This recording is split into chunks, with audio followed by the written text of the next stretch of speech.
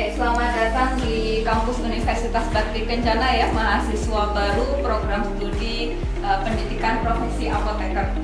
Oke, hari ini bertemu dengan saya di salah satu mata kuliah yang akan membekali kalian untuk menjadi seorang profesional farmasis gitu ya. Nah, mata kuliah yang akan saya bawakan itu adalah mata kuliah Kapita Selekta Sains Farmasetika. Di sini saya sebenarnya tidak sendiri. Untuk mengajar mata kuliah ini nanti ada tim dosennya. Nanti akan diperkenalkan menyusul. Selain saya sebagai koordinator, kebetulan sebagai koordinatornya sebenarnya ada Pak Deden. Kalau untuk yang alumni S1-nya alumni UBK tentu sudah kenal gitu ya. Ada Pak Deden, kemudian ada Bu Yani Mardiani, kemudian ada Pak Dadi Supriyadi, kemudian ada Pak Garnadi Jafar. Sudah gitu ya. Oke, itu tim di Kapita Selekta Sains Farmasetika. Nah, hari ini karena kuliah pertama, kuliah perdana, kita akan memperkenalkan terlebih dahulu. Kita akan bongkar bersama kontrak pembelajarannya. Baik, ini PPT yang akan saya sampaikan secara umum adalah isinya seperti ini. Ini seperti biasa saya memperkenalkan dulu visi misi dari Universitas Bakti Kencana, kemudian nanti Fakultas Farmasi. Ini yang punya Universitas Bakti Kencananya ya. Ini misinya menjadi perguruan tinggi yang mandiri, unggul dan berdaya saing untuk meningkatkan kualitas hidup bangsa Indonesia. Ini visinya. Kemudian misinya tentu saja bisa dibaca lagi. Kemudian untuk dari Fakultas Farmasinya, tentu saja visi dan misi dari Fakultas Farmasi ini merupakan penjabaran dari visi dan misi dari Universitas Bakti Kencana. Selanjutnya, ini identitas mata kuliah. Jadi mata kuliah yang kami ampu, ini mata kuliahnya, kode mata kuliahnya FF052032. Nama mata kuliahnya Kapita Selekta Sains Farmasetika. Bobot kuliahnya cukup besar, ada 3 SKS. Jadwal kuliah kita akan full, seminggu 4 kali kita ketemu. Ya, jangan bosan karena kuliah di PPA ini dipadatkan ya perkuliahannya. Jadi kita akan bertemu 4 kali dalam 1 minggu. Nah, ini deskripsi singkatnya. Apa sih sebenarnya mata kuliah Kapita Selekta Sains Farmasetika ini? Nah, mata kuliah ini adalah mata kuliah wajib ya untuk di prodi PPA. Dia harapannya setelah Anda mengikuti perkuliahan ini, Anda akan memiliki kemampuan untuk melakukan formulasi, pembuatan dan juga evaluasi sediaan farmasi. Tujuan jangka panjangnya adalah mempersiapkan kalian untuk menjadi seorang farmasis yang kompeten di industri farmasi. Ya, di industri farmasi kan gitu ya kegiatannya dari formulasi, kemudian evaluasi sediaannya, sampai akhirnya bisa menyatakan bahwa produk farmasi yang dihasilkan itu layak dirilis ke pasaran. Ya, jadi ini kompetensi yang diharapkan di akhir perkuliahan ini adalah Anda kompeten sebagai seorang farmasis dalam bidang industri farmasi. Ini tata tertibnya. Nah, untuk mata kuliah ini sebenarnya kan tidak ada ilmu baru ya. Kalian sudah belajar tentang apa itu formulasi, kemudian bagaimana melakukan pembuatan sediaan farmasi, bagaimana juga mengevaluasi sediaan farmasi. Jadi tidak ada ilmu baru sebenarnya. Maka kuliah ini bukan lagi kuliah yang sifatnya pemaparan dari tim dosen, itu tidak. Tapi dalam kuliah ini mahasiswalah yang aktif kuliah. Ini akan lebih banyak studi kasus seolah-olah Anda berada di industri farmasi. Anda membuat sediaan sendiri, bagaimana Anda membuat sediaan dalam satu batch produk gitu ya, perhitungan bahannya bagaimana, proses pembuatannya bagaimana, kemudian nanti mengevaluasinya bagaimana, itu Anda yang mempresentasikan. Kami hanya hanya mengiyakan atau mengomentari apa yang nanti kalian sampaikan. Nah, untuk perkuliahan ini ada tata tertib yang harus diikuti tentu saja oleh mahasiswa. Yang pertama, tentu saja mahasiswa harus terdaftar, gitu ya. Saya harap tidak ada mahasiswa ilegal. Kemudian ketidakhadiran dianggap izin apabila ada surat keterangan sakit atau kejadian luar biasa. Ya, minimal kehadiran 80%. Ini standar ya. Jadi sebenarnya kalian punya kesempatan untuk bolos gitu. Tapi jangan banyak. Oke. Kemudian pertemuan tatap muka sepenuhnya secara luring. Ya, secara luring 14 kali pertemuan karena 3 SKS jadi 3 kali 50 menit atau 150 menit ya, 2 jam setengah. Satu kali pertemuan. Nanti ada 1 kali UTS dan 1 kali UAS. Ya. Untuk pertemuan perkuliahan tadi seperti saya sampaikan, jadi kalian nanti yang presentasi materi dari kalian yang menyiapkan topiknya dari kami, tapi kalian yang menyiapkan bahannya kemudian mempresentasikan.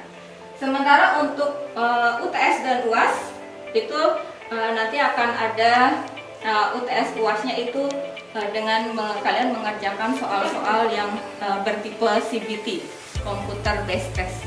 Ini sebagai pembelajaran kalian juga mempersiapkan diri untuk mengikuti uji kompetensi. Okay. Setiap pertemuan itu akan ada kuis, ya, akan ada kuisnya. Sebenarnya kuisnya tidak selalu di awal materi, bisa saja disepakati antara, kan nanti mentornya beda-beda ya setiap sesi. Pertemuan kedua, kalau hari ini pertemuan pertama dengan saya koordinator, pertemuan kedua nanti ada jadwalnya sendiri sama siapa. Nah, untuk waktu kuisnya itu nanti disepakati apakah mau sebelum perkuliahan atau sesudahnya, gitu ya, itu tidak masalah. Oke. Berlaku pengurusan nilai yang tidak lengkap, itu batas akhirnya adalah 25 hari sejak pelaksanaan UTS atau UAS. Nah, itu ini tata tertib umum lah ya, di UBK berlaku seperti ini. Oke. Apakah ada pertanyaan? Oke, jika tidak ada pertanyaan, saya lanjutkan terlebih dahulu. Ini komponen penilaiannya. Komponen penilaian yang pertama kehadiran. Kehadiran itu biasanya kami setting hanya 10%. Ya. Kalau misalkan Anda hadir 80% lebih, maka Anda dianggap hadir 100%. Ya. Nah, kemudian presentasi. Nah, ini presentasi yang poinnya paling besar itu di presentasi karena tugas Anda. Jadi Anda harus mencari materi, kemudian mempresentasikan. Nah, nanti kami akan menilai apakah isi presentasi Anda itu sesuai atau tidak.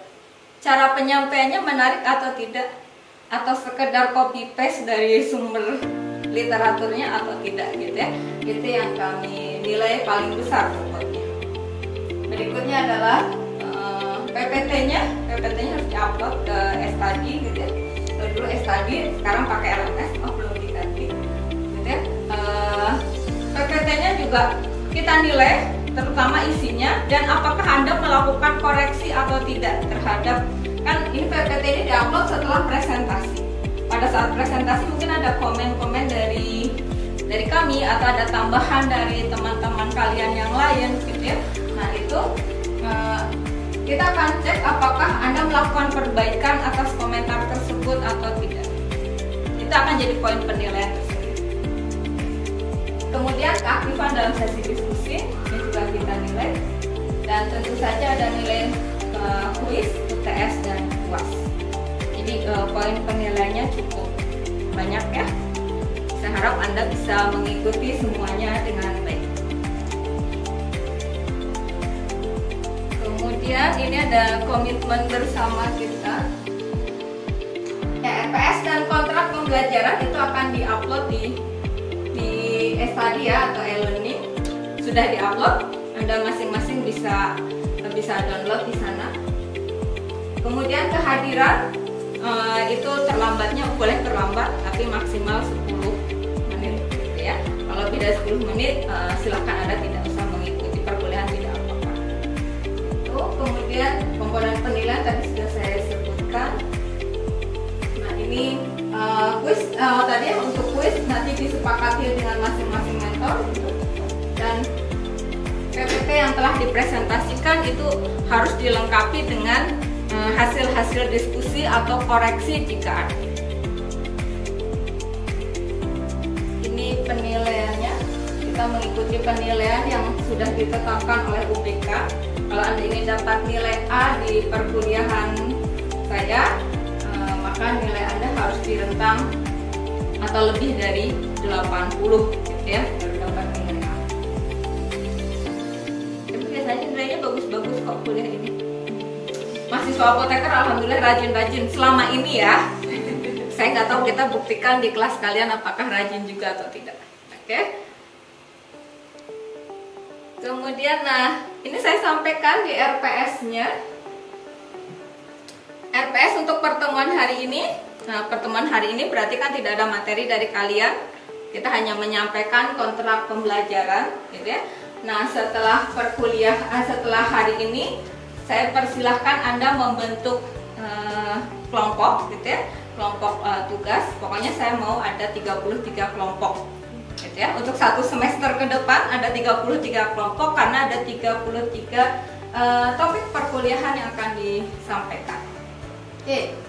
Di pertemuan kedua atau di sesi UTS sebenarnya, di sesi UTS kita itu akan bicara preformulasi, formulasi, dan pembuatan, kemudian juga evaluasi sediaan padat.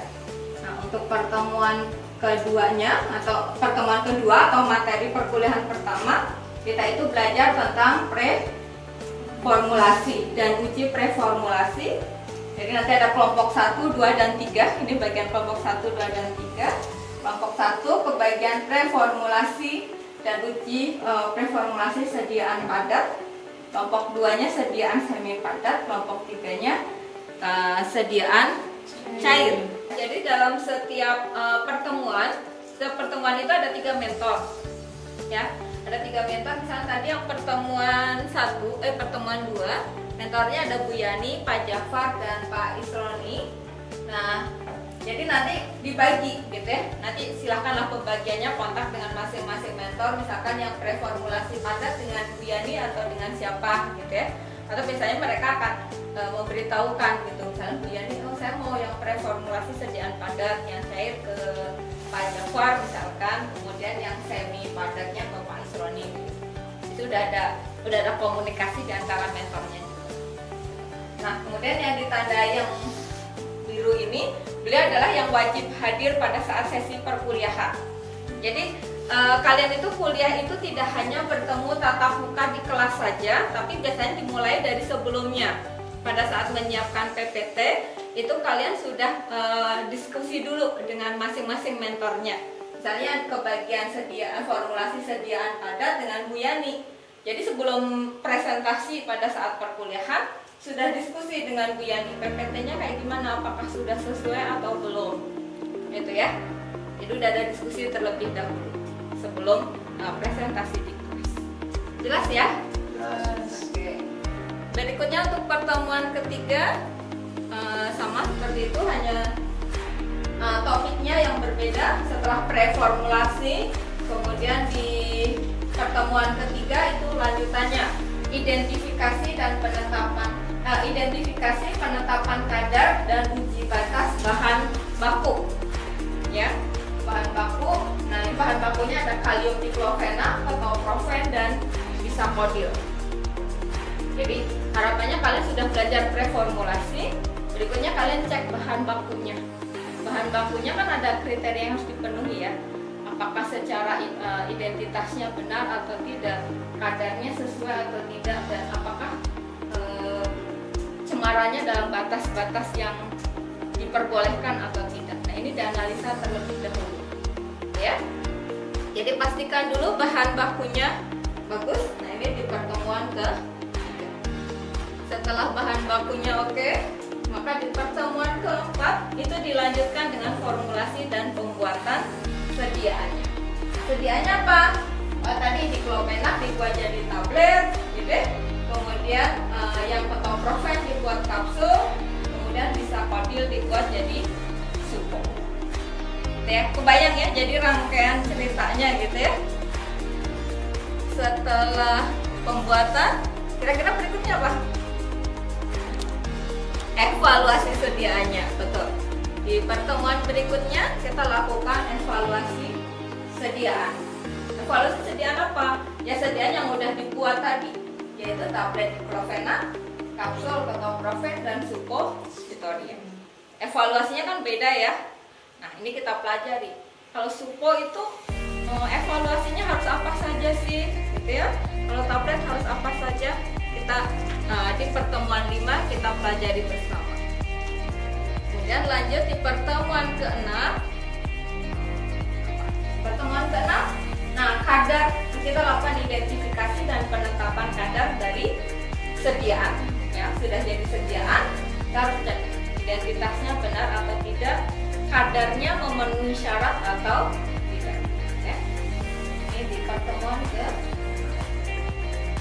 Selanjutnya pertemuan ke-7. Nah di pertemuan ke-7 ini tidak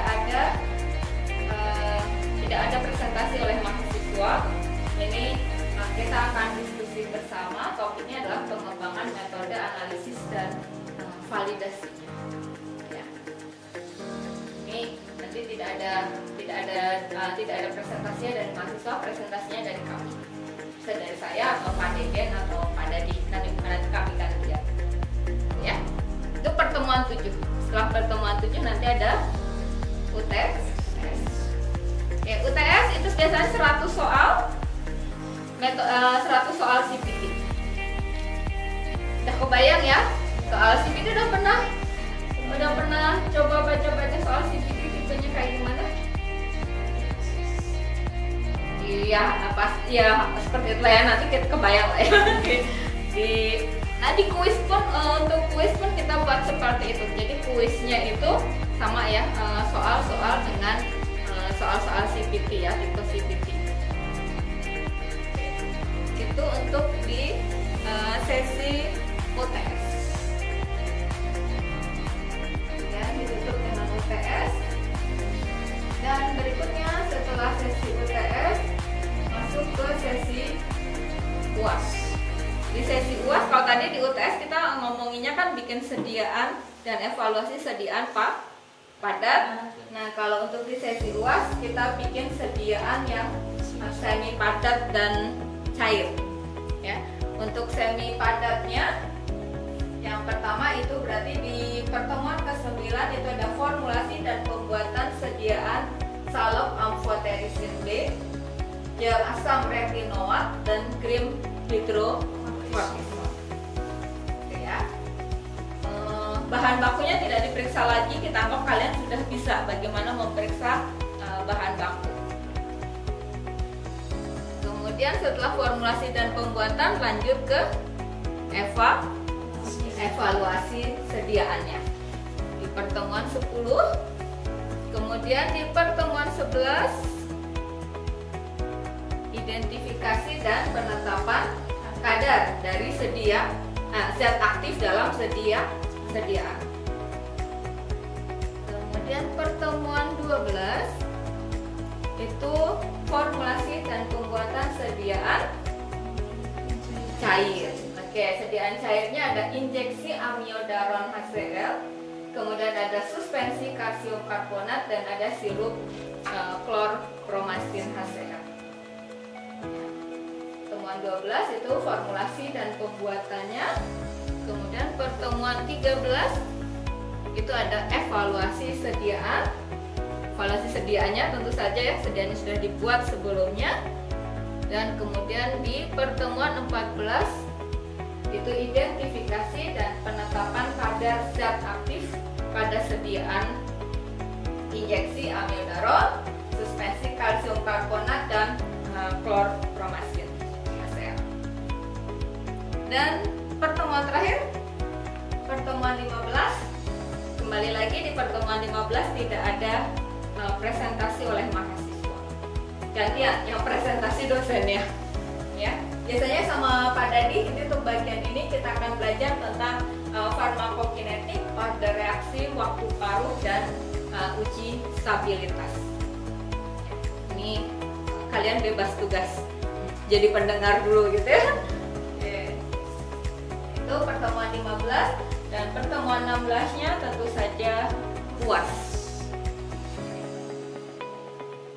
Itu pendahuluan perkuliahan Kapita Selekta Sains Farmasetika yang bisa saya sampaikan. Untuk berikutnya, kalau ada yang mau ditanyakan atau kurang jelas, silahkan didiskusikan. Ada? Sudah terlalu jelas atau malah bingung? Jelas ya? Oke, kalau jelas, berarti udah kebayang dong habis ini ngapain tugasnya? Langsung bikin PPT, bikin kelompok dulu. Oke, saya tunggu ya koordinatornya nanti serahkan daftar nama-nama kelompoknya, gitu ya. Jadi kelompok 1 siapa, kelompok 2 siapa. Kelompok 1, 2, 3 tentu saja harus kerja ekstra, kebagian duluan, gitu ya. Harus waktu untuk mempersiapkan PPT-nya cukup sempit. Tapi ya saya yakin lah ya kalian bisa, kan ini sudah pernah kalian pelajari sebelumnya. Ada lagi? Ada yang mau ditanyakan lagi? Cukup? Oke, kalau cukup sampai ketemu di pertemuan berikutnya. Pertemuan kedua tidak dengan saya ya, jadi nanti ketemu saya di pertemuan ke berapa tadi? 3. Oke, gak apa-apa. Jadi untuk pertemuan kedua kelompok 1, 2, dan 3 silahkan komunikasi dengan mentornya ya, dengan mentornya untuk mempersiapkan PPT. Oke, terima kasih. Dari saya cukup sekian. Assalamualaikum warahmatullahi wabarakatuh. Waalaikumsalam.